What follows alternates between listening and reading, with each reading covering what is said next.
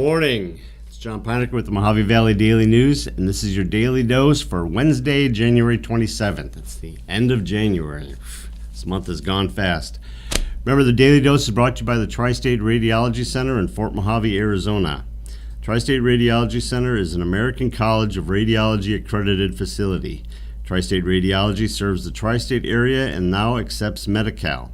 Professional staff is here for you and will work with the healthcare providers in the community to help take care of your health. At Tri-State Radiology Center, your image means the world to us. All right, it's Wednesday. We got a lot to get to. I tell you every week, this is our biggest paper. Look at that, Arby's. Man, I love Arby's.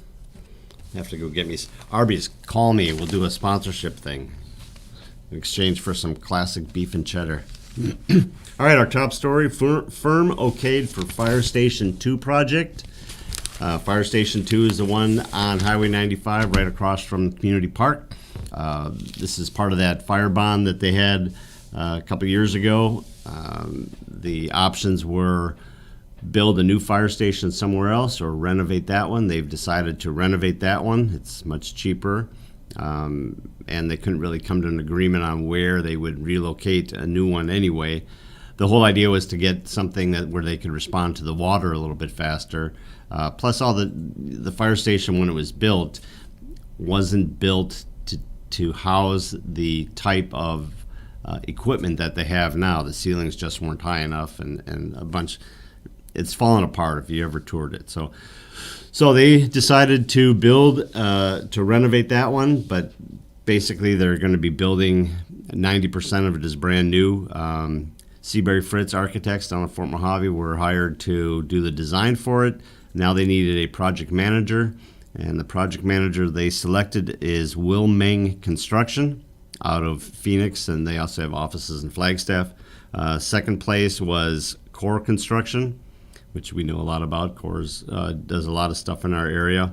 They're in Yuma, Flagstaff, and Phoenix. And then FCI Constructors of Glendale was behind them. So they had a scoring system based on related project and firm experience, proposed personnel and project approach, cost and controls, value engineering, project schedules, referrals, all that kind of stuff. So a committee including Assistant Chief Scott Neal, the Fire Marshal Barbie Skeen Barrett, a member of the Northwest Fire District, and a construction industry professional from Tucson. They all looked at all the proposals, put it together, and selected Will Meng. So Will Meng will move forward. It was approved by the fire board yesterday. The district wants the project complete by July 1st of next year, so they got about 16 months. We'll see how that goes. Got a nice picture there of Oatman dealing with the snow yesterday. It says early morning snow in Oatman made for midday slush on Main Street. We had a long conversation about that. I'm a Wisconsin guy, so I know a little bit about snow and slush and how miserable it is, how pretty it is when it comes down, but if it's warm like this, how it turns into a mess immediately, and with some of them streets in Oatman, you know that got ugly. So there's a whole story underneath it. Snow makes travel treacherous, and basically it talks quite a bit about the issues that they're having up in Kingman. They got anywhere from 4 to 6 inches of snow yesterday. You know, I-40 runs right through there, so there were some problems out on I-40. People in this area that don't have a lot of experience driving in the snow just understand that there are a lot of things you need to take care of. Understand the braking distances change a lot. The visibility changes a lot. Everything could be fine and a truck drives by and kicks a whole wall of slush up onto your windshield. Those are some sketchy cases. So just a lot of pointers in there on how to travel safely. Mohave Valley man accused of domestic violence. This is Nathan Lee Andrews, 34, of Mohave Valley. Nathan on on Saturday night. So he was arrested Sunday morning. They got a call for domestic violence. They showed up. There was a woman outside, which turned out to be his girlfriend. They also had 2 kids, but the kids and Andrews were still inside. They had been drinking. She said that he assaulted her, hit her, and then subsequently hit her, and she was holding one of the children. Ended up hitting the child as well. Investigation indicated that Andrews had been drinking Saturday night. So we have a lot of stories that start that way, unfortunately. So he was arrested, taken to the Mohave County Detention Facility in Kingman, booked on suspicion of aggravated assault with a deadly weapon. Oh, he had pulled a knife out of the kitchen as well and threatened to kill her and the kid. Aggravated assault on a minor, kidnapping, and child abuse. The kidnapping comes from when she tried to leave and he detained her and said no. So, not a pleasant story. In case you haven't heard, we have 2 escaped inmates from Florence last week. They're still on the run, but we have a story here about how they have medical issues, so they're asking pharmacies and that to look out for people that are coming in looking for their help. The Baseball Hall of Fame gets no new members. This is something that I found out last night. It was bothering me, and I'm thinking about doing an opinion piece on it this week. But so the Baseball Hall of Fame, you have to reach 75% of the votes you have to be on 75% of the ballots that come in order for you to make it in. The closest was Curt Schilling, who came in at a little bit over 71%, which is more than he had last year, but it's still not enough to qualify. He needed another 16 votes to get to 75%. Barry Bonds and Roger Clemens were right behind him. All 3 of them, this is their last year on the ballot. If they don't make it this year, then they'll go to the senior class, and the seniors are a little bit more stringent, maybe, on who they vote in. But all 3 of these guys, just like Pete Rose, all 3 of them, their on the field exploits are above reproach. I mean, none of them, their numbers are. There's no question. If you didn't put a name next to it, if you just said, "Hey, this guy hit 780 home runs and batted 300 and stole 500 bases or whatever," he would get in. But because of what they did off the field, Curt Schilling has had some out there, very extreme opinions. Political opinions.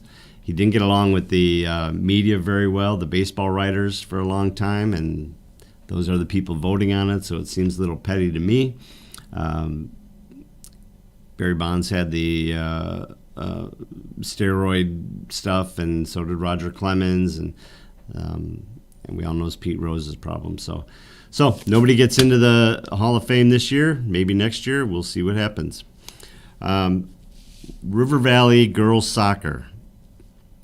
So we had the River Valley girls soccer team played yesterday at the Anderson Auto Fieldhouse. They played against Yuma. We got a nice picture of it here in the paper of Summer Sadberry.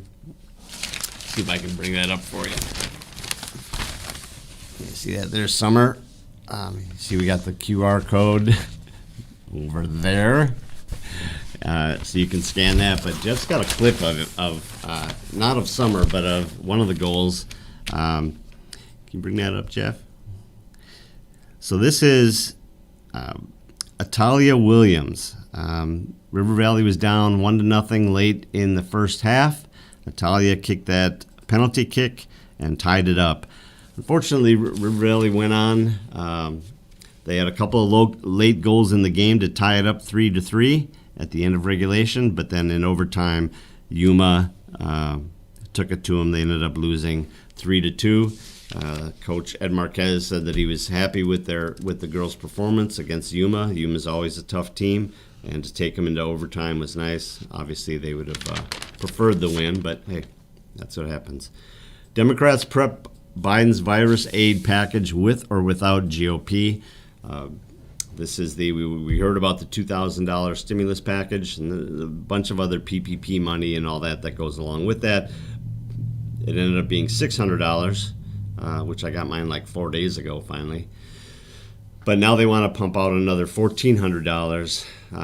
President Biden has been working with the Republicans trying to get this package passed. It's a $1.9 trillion package. They call it the COVID relief package. He doesn't have to work with the GOP. He's just been trying to work with the GOP. Ultimately, they can do something called a budget reconciliation package, where it's a majority.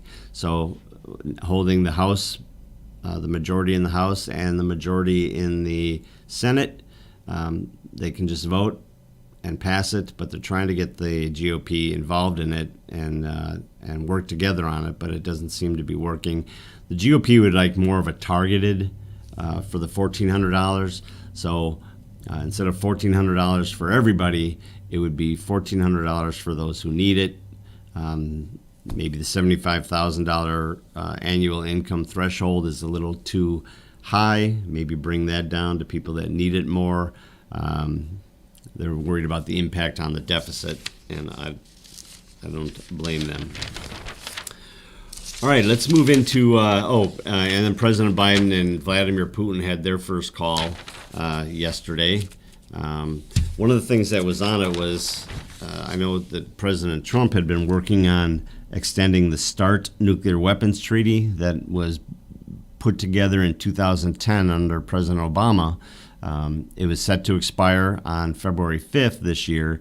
President Trump over the last year has been kind of working on it, but he wanted some changes made to it that Russia just wasn't interested in doing. Yesterday they met with, they had their phone call between Biden and Putin, and President Biden said, hey, we want to extend this. President Putin, Putin agreed and said that he would get his people working on it. I read before I came in here this morning that the Russia parliament has agreed, voted on it, and approved it. So as of today, there's another 5-year extension to that. I'm going to get into the rest of this, but I wanted to talk about the weather real quick because it's right here. Today it's cloudy, only supposed to get up to about 60. We don't have any real W today. But tomorrow it's supposed to, there's a 40% chance of rain tomorrow and a 70% chance of rain on Friday. I know when I got up this morning and came out, it was freezing, and I had to scrape the ice off my windshield, Jeff. You haven't done that since what, Wisconsin? You know what, I think I had to do it here a couple of years ago, but here's the key. In Wisconsin, you got these turbo monster ice scrapers, you know, the Mac Daddy ice scrapers. Here, whenever I have to scrape ice, you know what I use? What? Credit card. Oh, boy. Done. So that's okay. I'll do that. I'm fine with that. All right, bunch of ads. Potatoes. I knew it. $1.47 for a 5-pound bag. Heck yeah. I know where you're going after work. If I wasn't back on keto, I'd be all over that. Hey, before we get to the rest of the paper here, today we have the River Cities Resource Guide. So this is an awesome book. Tell me something you're looking for, Jeff. Oh, let's see. How about a new pair of shoes? Everyone needs shoes. I wouldn't know what category to look under for shoes. Clothing? I was guessing. All right, you don't have to be a bully, Jeff. Clothing. How about churches?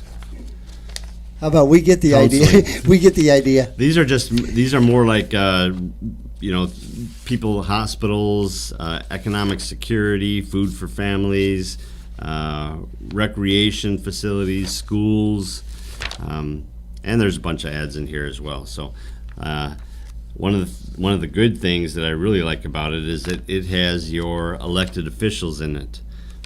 Board of Supervisors, you can see how to get all Hildy or Buster Johnson, Ron Gould, the courts, the Economic Development Department. it's really it's a really great thing. So it's inside your paper today. Laughlin, Nevada Times is also out on Wednesday. Top story there is vaccine coming as soon as possible. So that is brought to you by the Clark County, who is working on trying to get this done. The health department is telling them, yeah, we're working on it. It's kind of weird because they've changed the way that they're doing things several times. The governor, Sisolak, has changed it. It was, here's how the tiers are, and then they changed it into lanes and all kinds of stuff. Just know that if you're a Nevada resident, you don't have to be in Nevada to get your, it's not designated by the area. If you're a Nevada resident, but you come into Bullhead and want to get the vaccine, as long as you meet the 1A, 1B criteria, you're fine. You can get it here. So rather than waiting for them to get it figured out how they're going to do it, I think that's probably the best bet. We got a nice long story on the state of the state from Governor Sisolak. Talks about new initiatives, some of the things he's working on. According to the story, it's long on promises but short on details, which I think is what you expect from a politician, right? Isn't that the way that they roll? Sometimes. And then on the inside, after 4.5 months on hold, fall sports canceled by Clark County School District. So the sports, they had pushed it off, the football and some of the other fall sports, they had pushed it off to January, hoping they could get it in. Late last week, they decided, that's just not going to happen. So they have canceled the fall sports. They're a little bit behind on the winter sports. So we're hoping that we see some movement out of them here pretty quick. We know that on the Bullhead side, Melk and the high school district, they've already started their sports. They've had a busy week, and they've got a compacted schedule, so they're doing 2, 3, 4 basketball games or soccer games, matches. Soccer's are matches, not games. And wrestling meets and all that, so they're pounding those things out. It's kind of rough, but they're doing okay. And then we also have the Entertainer today, probably our biggest publication. The top stories here are the Ranch Bar and Grill up at Laughlin Ranch. They've changed the way they're doing things up there, so there's a nice story in there on that. And then there's a Tri-State Home Show is this weekend out at the Anderson Fieldhouse. You see that? That's out at the Anderson Auto Fieldhouse Friday through Sunday. It's $5 to get in. Parking's free. Kids 16 and younger get in free with an adult. But it's a lot of different things. They're expecting 100 vendors. I've gone out to that one before. They kind of lean a little bit towards the as seen on TV people. They've got what is it, the Ginsu knives where they used to cut through cans and stuff, that kind of thing. But they also have hot tubs and different types of things that are good for renovating your home. And then the other is the Ranch Bar and Grill out at Laughlin Ranch. There's a picture. Let me move over here a little bit. There's a picture of the chef and that's the general manager there. So that's Chef Jeffrey Graham and Remus Varga. Remus used to be up at, Oh, have you ate there? Not at the ranch, not since they opened up yet. Have you Very been? good, yes. Is it? Very good food. Well, there's a nice story. They even tell you late in the story here, they tell you how to cook a filet mignon. So this is coming from a chef. I'm going to have to give this a try, but it looks pretty easy. Last time I tried doing my steak at home, Jeff, I severely burned my hand. Didn't work out so well. Not so much, and I'm a good cook. All right, everyone, that's it for today. Thank you for joining us. Hope you guys enjoy your Wednesday. Remember, this is brought to you by the Tri-State Radiology Center in Fort Mohave, Arizona. Tri-State Radiology Center offers same or next day appointments, and they accept most insurances, including Medi-Cal. They have a wide open MRI and offer digital x-rays with your reports ready in 24 hours. Call today for an appointment at 928-460-7226. Jeff, nice job. Thank you. Thank you. We'll see you guys tomorrow. Tomorrow, bright and early. Thanks, everyone. Have a great day.